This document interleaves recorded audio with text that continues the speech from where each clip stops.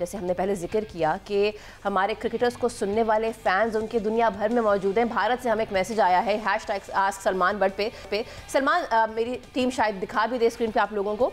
इनका नाम है मॉर्गन साहब, भारत से ताल्लुक़ रखते हैं। इनका सवाल है कि वो ही कहते हैं कि जी मुझे ऐसा लगता था एक टाइम पे कि शायद Rizwan could be another Eoin Morgan for team Pakistan. जिस तरीके से उन्होंने अपनी टैक्टिकल ब्रिलियंस हमें दिखाई है मुल्तान सुल्तान्स की कैप्टनसी करते हुए, स्पेशली हम बात करें ऑस्ट्रेलिया टूर की बात करें, साउथ अफ्रीका टूर की बात करें, लेकिन एक 360 चेंज आया उनके अंदर। अब वो रिजवान नहीं लगता।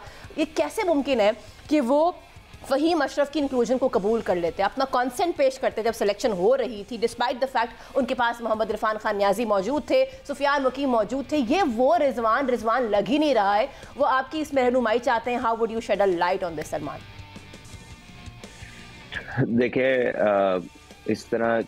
जिस तरह के हमने स्ट्रेटेजिक ब्लंडर मारा है इस टीम को सिलेक्ट करने में, आई थिंक हमारा अंदाज़ा बिल्कुल गलत रहा। हमारे से मुराद जो हमारी सिलेक्शन कमेटी थी, और डेफिनेटली जब इतने बड़े टूर्नामेंट के लिए सिलेक्शन होती है तो कोच और कैप्टन भी उसके थिंक टैंक का हिस्सा होते हैं।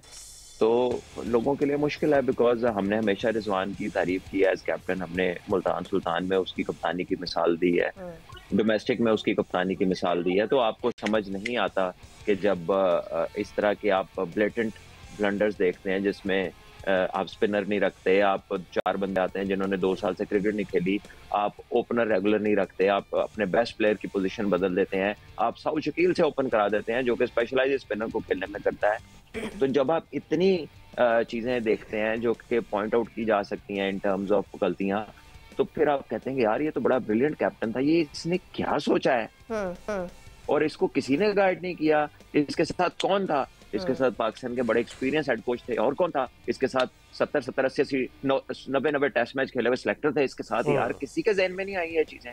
तो देन द क्वेश्चन गेट्स बिगर, और उसका कोई तसल्ली बख्श जवाब नहीं मिलता। और फिर उसके बरक्स कि वो आकर कहें कि यार हमसे जजमेंट एरर हो गया, या हमने जो सोचा था it didn't fire, so we are sorry. तो वो आके कहते हैं कि नहीं, सब कुछ तो ठीक है, ये तो ऐसे ही करना था। तो इट मेक्स इट कि इन्होंने पता ही नहीं है फिर। तो I don't know what to say, but definitely people are disappointed and people were not expecting. जीतना एक्सपेक्ट नहीं कर रहे थे, लेकिन ये जरूर एक्सपेक्ट कर रहे थे कि आप बेहतरीन रिसोर्सेज का यूज करेंगे, बेहतरीन टीम उतारेंगे और एक अच्छी फाइट पुट अप करेंगे। अच्छा, इसी तरह ना सवाल अब पाकिस्तान में भी हो रहा है। मैं वही बात कर रहा था, पाकिस्तान क्रिकेट फैन जो है ना, अब वो अब मेरा ख्याल ज्यादा इस चीज का नॉलेज रख रहे हैं कि जो सिलेक्टर वहां बैठे हैं, अब लिखा हुआ है कि सिलेक्टर्स कहां बैठकर क्या सोचकर और कौन सी चाय पीकर ये स्क्वाड बनाते हैं। ये जरा डिटेल जो लिखी हुई है सलमान भाई वो देखिएगा। अब्दुल्ला शफीक मुसलसल 3 मैचेस में 0 पर आउट हुए, उन्हें चैंपियन ट्रॉफी स्क्वाड से ड्रॉप कर दिया गया। अब्दुल्ला शफीक की जगह उस्मान खान को बतौर तीसरा ओपनर टीम में शामिल कर लिया। फखर जमान के जख्मी होने पर उस्मान खान को मौका देने के बजाय इमामुल हक को शामिल कर लिया। उस्मान खान को किसी एक मैच में भी चांस नहीं दिया। दौरा न्यूजीलैंड के लिए अब्दुल्ला शफीक को बगैर किसी कारकर्दगी दोबारा सिलेक्ट कर लिया।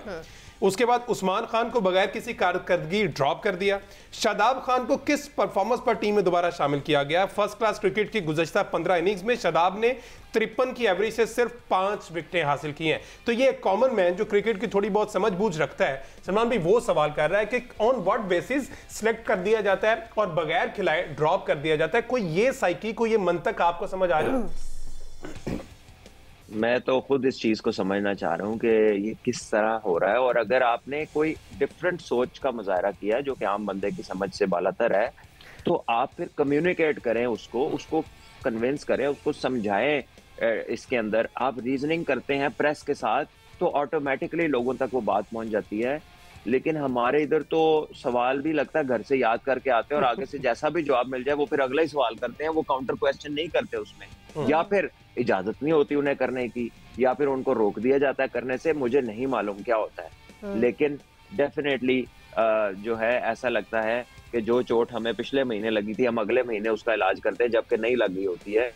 मैं तो खुद इस चीज को समझना चाह रहा हूँ कि ये किस तरह हो रहा है, और अगर आपने कोई डिफरेंट सोच का मुजाहरा किया जो कि आम बंदे की समझ से बालातर है, तो आप फिर कम्युनिकेट करें, उसको कन्विंस करें, उसको समझाएं। इसके अंदर आप रीजनिंग करते हैं प्रेस के साथ तो ऑटोमेटिकली लोगों तक वो बात पहुंच जाती है। सो इस तरह की हमारी जो है ना पट्टी पुरानी चोट पे होती है और जख्म कहीं और होता है, तो हमारा जो है ना एक कोऑर्डिनेटेड जो है ना ये एफर्ट्स नहीं लगती जब हम अपने ये प्लानिंग और स्ट्रेटेजी बना रहे होते हैं।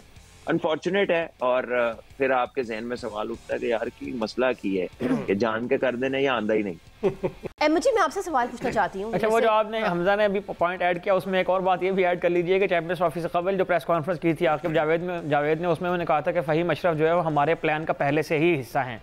तो वो फ़हीम अशरफ जो प्लान का हिस्सा थे वो चैंपियंस ट्रॉफी के मैचेस क्यों नहीं खेले? वो कौन सा प्लान था जिसका वो हिस्सा थे और वो कौन सा प्लान था जो एग्जीक्यूट नहीं हो सका?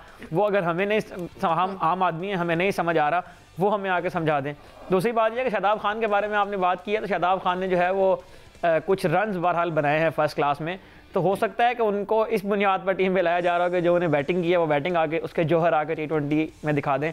लेकिन शादाब खान को मेरा ख्याल है कि टीम में लाने की वजह बैटिंग बॉलिंग नहीं है, शायद वो कप्तानी है। अच्छा, यही बात जो है ना वो एक अवैस हमीद भट्ट साहब हैं जो कि सलमान भट्ट साहब के बड़े फ़ैन हैं और वो इन्हें आइडलाइज करते हैं कि जिस तरह का तज्जिया सलमान भट्ट साहब पेश करते हैं। मेरा ख्याल बरादरी का भी मसला है, ठीक है, बरादरी अवैस हमीद भट्ट की और सलमान भट्ट की से, लेकिन नो डाउट बॉर्डर पार से भी जो हमें मैसेजेस आते हैं वो सलमान भट्ट साहब जिस तरह से एनालिसिस करते हैं। सलमान भाई, अब बात ये की जा रही थी, भट्ट साहब आपसे पूछ रहे थे कि आपने भट्ट साहब के साथ एक प्रोग्राम शेयर किया है, तो शादाब खान से क्या पूछा है कि उनकी जो सिलेक्शन हुई है वो ऑन जो बॉलिंग बेस हुई है, उन्होंने बॉलिंग बहुत अच्छी की है, या फिर उन्होंने जो 50 2 की हैं बैटिंग बेस हुई है, या फिर फील्डिंग अच्छी कर रहे हैं, या फिर उस मैच में कोई कप्तानी की थी उसमें, इनमें से कोई एक ऐसा रीजन है जिसकी वजह से वो वापस आए बगैर परफॉर्म किए?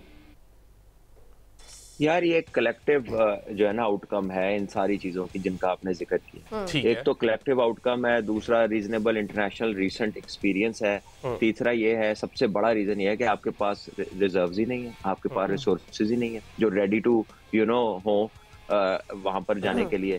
और एक और भी चीज है इसमें, कहीं ना कहीं लाइकिंग डिसलाइकिंग का भी आंसर है। क्योंकि अगर आप उस प्योर लेग स्पिनर चाहिए था तो फिर आप उसामा मीर को डालते, वो PSL का टॉप विकेट टेकर है, और आप तो T20 की टीम सेलेक्ट कर रहे हैं। और जो आप रेफरेंस दे रहे हैं शादाब की परफॉर्मेंस का, वो तो 4 डे क्रिकेट की है, क्योंकि T20 क्रिकेट तो चैंपियंस कप में वो कप्तान थे, उसमें तो उन्होंने बॉलिंग ही नहीं की, उनकी तो बैक की तकलीफ चल रही थी। सो ये मतलब एक कलेक्टिव चीजें देखी गई हैं कि यार ये वाइस कप्तान भी था, तजर्बाकार भी है, बैटिंग भी कर लेता है, अब लंबी बॉलिंग करके आ रहा है डोमेस्टिक क्रिकेट में, तो हो सकता है इसकी बॉलिंग को भी फर्क पड़ा हो, ऑल्दो कि उसने बहुत विकेटें नहीं ली होंगी। तो उसके उस एक्सपीरियंसेस को देखकर, उसके प्रीवियस प्रोमिसेस को देखकर आपने कहा होगा कि यार इसको अंदर ले आते हैं, ठीक है। तो हमारे रिसोर्सेज भी लिमिटेड हैं, कुछ हम फिर दिल से भी बातें लगा लेते हैं कि फलां लड़के ने उस टाइम पे ये किया था, इसको अभी जरा ऐसे ही कर दो, ठीक है। क्योंकि और उसामा मीर क्यों बाहर है, मतलब कोई आपको समझ आती है वजह? क्योंकि अगर आप फिटनेस का रीजन बनाएंगे तो आपने कई प्लेयर ऐसे खिलाए जो फिटनेस टेस्ट नहीं पास कर रहे थे, ठीक है ना। उसमें तो यही होता है ना कि आप उसको सेंट्रल कॉन्ट्रैक्ट डिले कर देते हैं, वरना खिलाते तो हैं। ठीक है जी, उसामा मीर भी एक निशान है कि जी वो क्यों नहीं सेलेक्ट किए गए। बहुत सारी बातें हैं और भारत से भी बहुत सारी कंट्रोवर्सी जो है वो पाकिस्तान की तरफ रुख किए गए हैं। हर्षा भोगले साहब ने क्या कहा उस पर बात होगी, लेकिन हमें आप देखते रहिए